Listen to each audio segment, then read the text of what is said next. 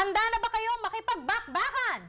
We have 4 of the Philippines' top boxers on our show today. At aalamin natin kung ready na silang itaguyod ang bandera nating mga Pilipino sa ring. Gitonji po, kababayan today is ready to rumble!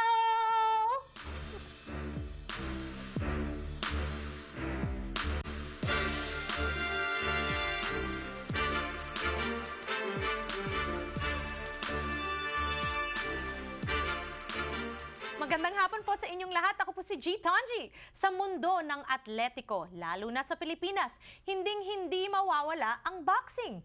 Kilalanin natin ang ating mga up-and-coming Filipino fighters, and not just up-and-coming, but these guys know how to throw down, okay? Current WBO and the ring light flyweight world champion, Donnie Ahas Nietes is here. Hello, Donnie! Hi, hello. Magandang hapon po. Alright, mula naman sa Leyte, kasama natin, currently undefeated as a professional under super bantamweight class, si Prince Albert Pagara. Hi po. Alright, at kasama naman natin, bagets na bagets, 20-year-old featherweight na taga Tagbilaran City, Bohol. This kid is punching his way to the top, Mark Magnifico Magsayo. Hello, Mark!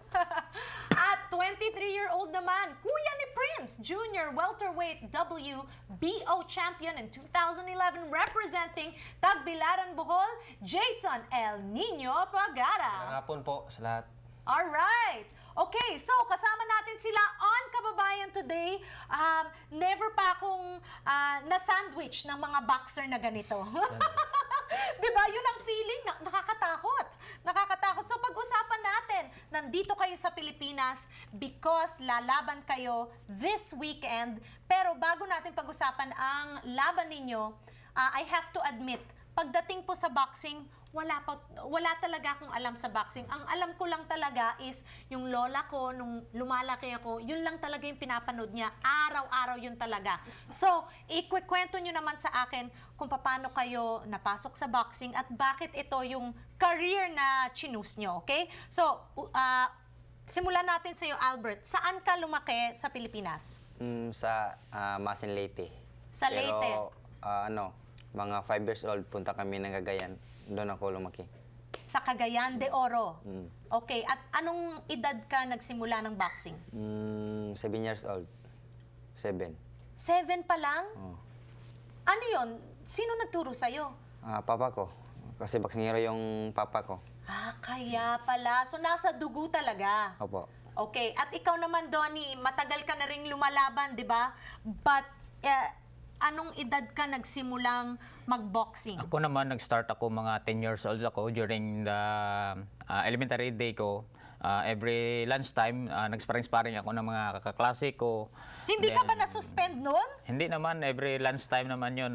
Parang laro-laro lang. Laro-laro lang? Yeah. Hindi ka naman bully? O hindi ka naman naman. binubully? Hindi. Okay. Hanggang nakahilig talaga ako sa boxing. Of course, yung mga uncle ko talagang boxer din. Okay. So, sumusunod ako sa kanila na magiging boxer. Okay, so nung panahon na yun, sino yung mga boxer na talagang celebrated nung araw na yun? At that time, yung uncle ko, it was Philippine champion, flyweight champion siya, si Dan Nietes. Kaya pala nasa dugo mo rin talaga maging Siguro. champion. At napansin ko sa lahat sa kanila, ikaw yung naka-gold. Sikat ka! Siguro. Bakit Ahas ang tawag sa'yo? Kasi during the fight, first fight ko sa Cebu, nagdadala ko ng ahas sa babaw ng ring. Kaya yun, ahas yung tinatawag sa akin. Talaga?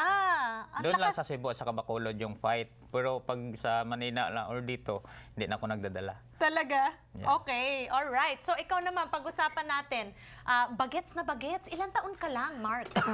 20. 20 years old. Okay. So bakit mo naman napasok ang boxing? Simula 8 years old ako nag-training sa Bohol. Sa Bohol? May ala doon.